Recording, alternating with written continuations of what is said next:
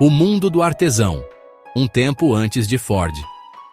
Imagine uma oficina fervilhando, mãos habilidosas esculpindo peças individuais meticulosamente. Um trabalho de ourives. Cada peça, única, cuidadosamente ajustada à sua contraparte, como um quebra-cabeça complexo. Essa era a realidade da manufatura antes de Henry Ford. Uma época quase artesanal. Era um mundo de artesãos gabaritados, onde a produção era lenta, como uma receita de família, e cara, como um caviar. Carros eram um luxo, minuciosamente construídos para poucos, uma raridade como um diamante. Só para os barões do café. A pessoa comum só podia sonhar em possuir uma dessas maravilhas da engenharia, um verdadeiro objeto de desejo. O processo era ineficiente e demorado. Lembra da fila do pão na época da inflação? Cada carro era essencialmente uma peça única, feito sob medida. Havia pouca padronização, como um time de futebol sem uniforme. Isso significava que as peças não eram intercambiáveis. Como tentar trocar o pneu de uma bicicleta por um de carroça? Consertar um veículo era um processo trabalhoso e caro, uma verdadeira dor de cabeça. Quase como construir um novo. A falta de métodos de produção eficientes mantinha os automóveis fora do alcance do Zé brasileiro. A indústria estava madura para uma reviravolta, precisando de uma sacudida. Uma mudança fundamental era necessária para popularizar o acesso aos carros, para que deixassem de ser coisa de cinema. É aqui que Henry Ford entra em cena, como um verdadeiro Pelé da indústria. Ele imaginou um mundo onde os carros não eram mais um luxo, mas algo tão comum quanto um Fusca. Ford sonhava com produção eficiente e automóveis acessíveis a todos, como um sonho de ganhar na loteria. A visão de Ford. Uma nova era da produção. Henry Ford não estava satisfeito com a situação atual. Ele viu as limitações da manufatura tradicional. Ele sabia que devia haver um jeito melhor, tipo um jeitinho brasileiro. Ford era fascinado por eficiência e padronização, como um bom pé de boi da indústria. Ele se inspirou em diversas fontes, igualzinho quando a gente faz um mutirão. Ele estudou as linhas de montagem dos frigoríficos, igual a um açougueiro preparando churrasco para o fim de semana. Ford também observou as peças intercambiáveis usadas na fabricação de armas de fogo. A ideia revolucionária de Ford era simples, mas profunda, que nem a receita de um bom brigadeiro. Ele imaginou uma linha de montagem móvel, tipo uma fila de carnaval, só que de carros. Nesse sistema, cada trabalhador executaria uma tarefa especializada, como numa escola de samba, cada um com seu instrumento. Isso aceleraria drasticamente a produção, mais rápido que um carro de Fórmula 1 em Interlagos. As peças seriam padronizadas, tornando-as intercambiáveis, como trocar figurinhas da Copa do Mundo. Essa inovação transformaria a maneira como os carros eram construídos, mais impactante que o descobrimento do Brasil. A linha de montagem foi a pedra angular do Fordismo. Esse sistema dividiu tarefas complexas em ações menores e repetíveis, como fazer um samba-enredo. Trabalhadores não qualificados podiam ser treinados rapidamente para executar essas tarefas, como aprender a sambar. Isso reduziu a necessidade de artesãos altamente qualificados. Isso também reduziu significativamente os custos de mão de obra, como economizar na feira. O carro do povo. O triunfo do Ford Modelo T. Em 1908, a Ford apresentou o Modelo T. Este carro se tornaria um símbolo da sua abordagem revolucionária para a manufatura. O Modelo T foi projetado para as massas, para o povo brasileiro. Era simples, confiável e, principalmente, acessível. A linha de montagem móvel desempenhou um papel crucial no seu sucesso, uma verdadeira inovação para a época. O impacto da linha de montagem foi imediato e impressionante, como um raio que caiu em cima da indústria. O tempo de produção de um único Modelo T despencou, caiu vertiginosamente.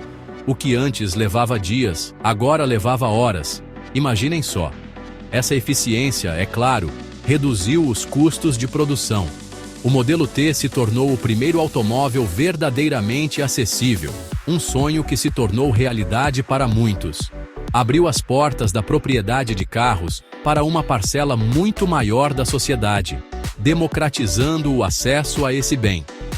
O sucesso estrondoso do modelo T comprovou a visão de Ford. Sua aposta tinha dado certo.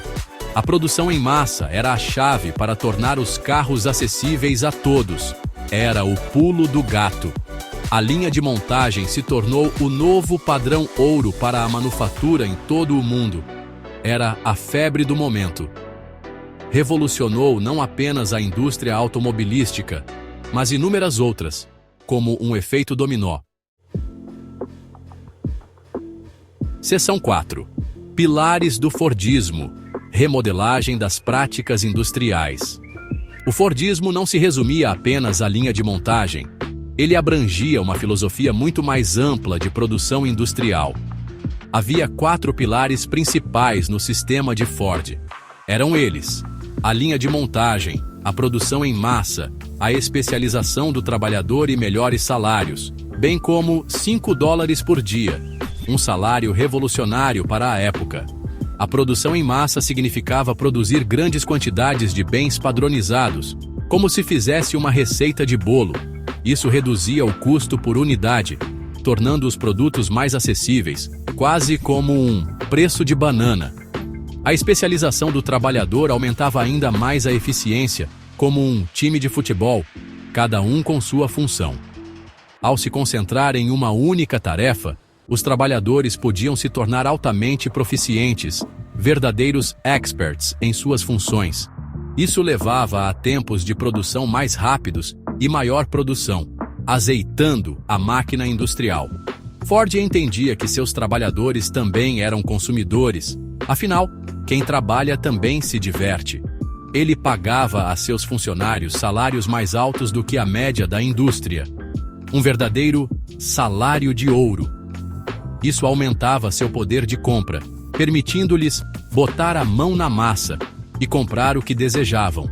Também criava uma força de trabalho leal, vestindo a camisa da empresa. Os trabalhadores da Ford agora podiam comprar os carros que eles mesmos construíam, realizando o sonho de ter seu próprio carango. Seção 5. Transformação social. A ascensão do consumismo. O impacto do Fordismo se estendeu muito além do chão de fábrica, indo além dos galpões da indústria. Ajudou a criar uma nova cultura de consumo, um novo jeito de comprar e viver. A acessibilidade do Ford modelo T, ou Ford Bigode como era conhecido popularmente, levou a um aumento considerável na compra de automóveis. Isso teve um impacto profundo na sociedade brasileira, transformando o jeito de viver e se locomover. As pessoas se tornaram mais móveis, com mais liberdade para ir e vir.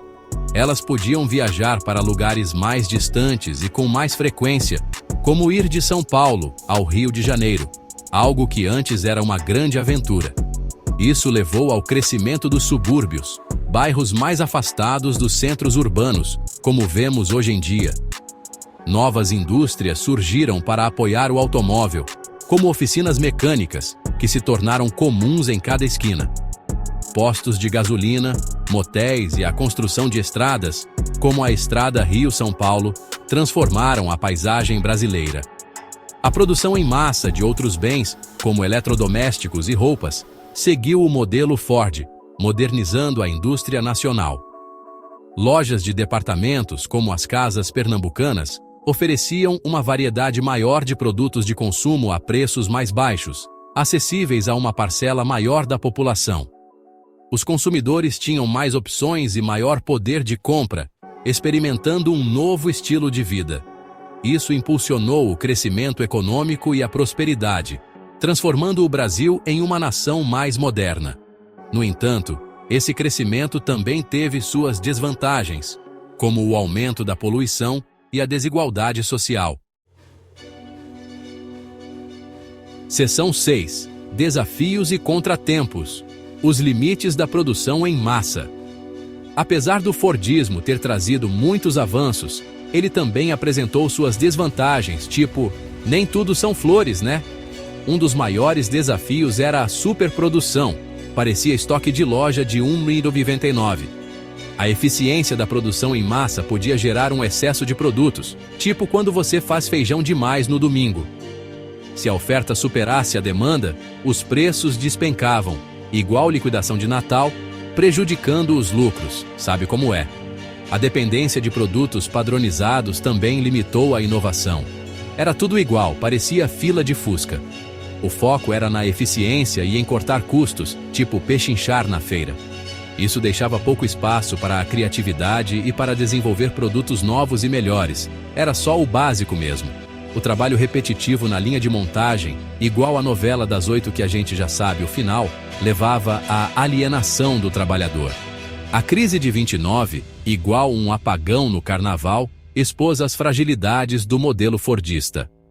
A queda brusca no consumo levou a um colapso na demanda por produtos industrializados. Parecia domingo de manhã, na 25 de março. Fábricas ficaram paradas, igual carro na Marginal Pinheiros em horário de pico, e milhões perderam seus empregos. Seção 7. O legado duradouro, do Fordismo ao futuro. Apesar de suas falhas, o Fordismo deixou uma marca indelével no mundo. Revolucionou a produção industrial e moldou o século XX. Embora o modelo fordista original não seja mais dominante, seu legado continua vivo. As técnicas modernas de manufatura ainda empregam muitos dos princípios do Fordismo. Isso inclui linhas de montagem, produção em massa e especialização do trabalhador. No entanto, esses métodos evoluíram significativamente. A automação e a robótica transformaram o chão de fábrica. Novos sistemas de produção, como o toyotismo, surgiram na segunda metade do século XX. Esses sistemas enfatizam a flexibilidade, a eficiência e a melhoria contínua, como o famoso jeitinho brasileiro. Eles incorporam elementos do Fordismo, mas também abordam algumas de suas limitações, buscando um equilíbrio, como a nossa malemolência. A jornada da oficina do artesão até a fábrica moderna foi longa e sinuosa, como pegar um ônibus lotado em São Paulo na hora do rush. As inovações de Henry Ford e os princípios do Fordismo desempenharam um papel fundamental nessa transformação, tal qual o Pelé no futebol.